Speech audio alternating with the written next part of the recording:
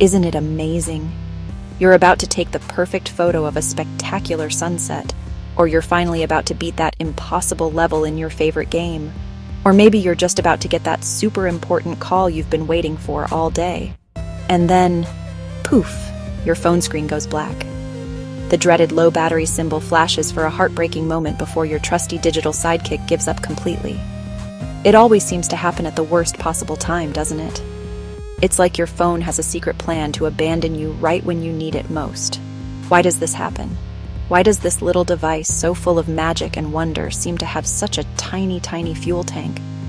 This isn't just bad luck, my friends. There's some seriously cool science happening inside that slim case. Your phone isn't trying to betray you, I promise. It's just working really, really hard. Think about everything it does for you. It's your camera.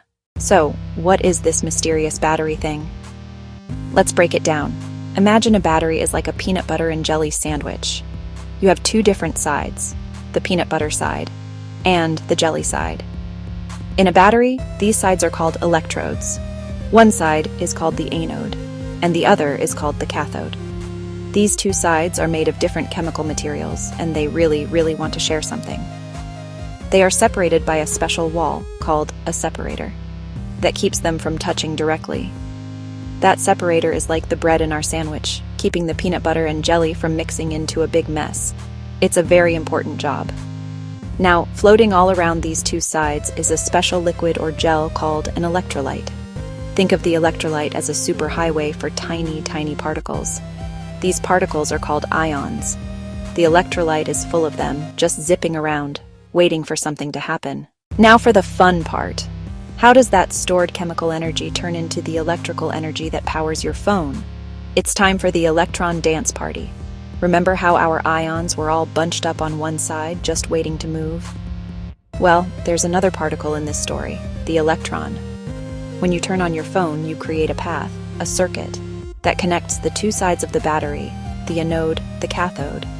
This is like opening the doors to a party and turning on the music. The electrons can't wait to get moving. Electrons can't travel through the electrolyte highway.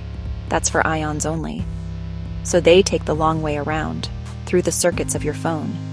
As they rush from the negative side, the anode, to the positive side, the cathode, they travel through all the different parts of your phone.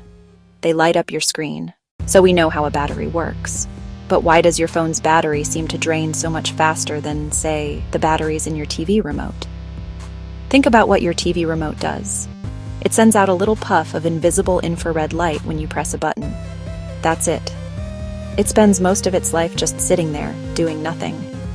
Your phone, on the other hand, is a multitasking superstar. It's like a whole team of performers all on stage at once, and every single one of them needs energy. First, let's talk about that big, beautiful screen. Your phone's display is one of its biggest energy hogs. To create those bright, vibrant colors, it has to light up millions of tiny little dots called pixels. Next up is the phone's brain, the processor. Every time you open an app, scroll through pictures, or play a game, the processor has to think. And don't forget all the invisible work your phone is doing. It's constantly searching for a Wi-Fi signal. Beyond the big jobs like the screen and the processor, there are some sneaky thieves that are quietly stealing your battery life in the background. One of the biggest culprits is apps running when you're not even using them.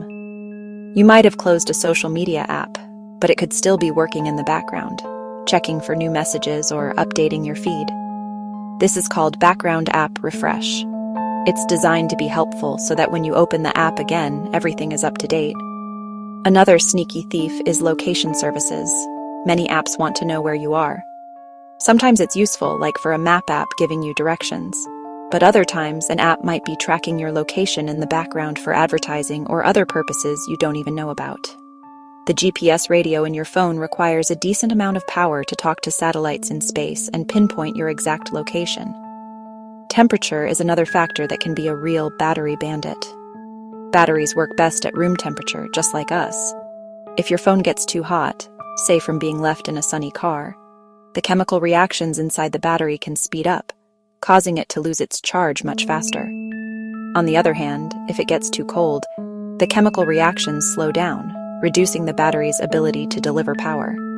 That's why your phone might suddenly shut off on a very cold winter day, even if it said it had 30% battery left. Finally, let's talk about the age of your battery. The batteries in our phones, which are usually lithium-ion batteries, don't last forever. Every time you charge and discharge it, a tiny, tiny amount of its capacity is lost. It's like a reusable water bottle that gets a microscopic dent in it every time you fill it up. Over time, those tiny dents add up. After a couple of years, your phone's battery just can't hold as much charge as it did when it was brand new. Okay, we've learned all about the science, the challenges, and the sneaky thieves. Now for the best part, how do you fight back and become the boss of your battery?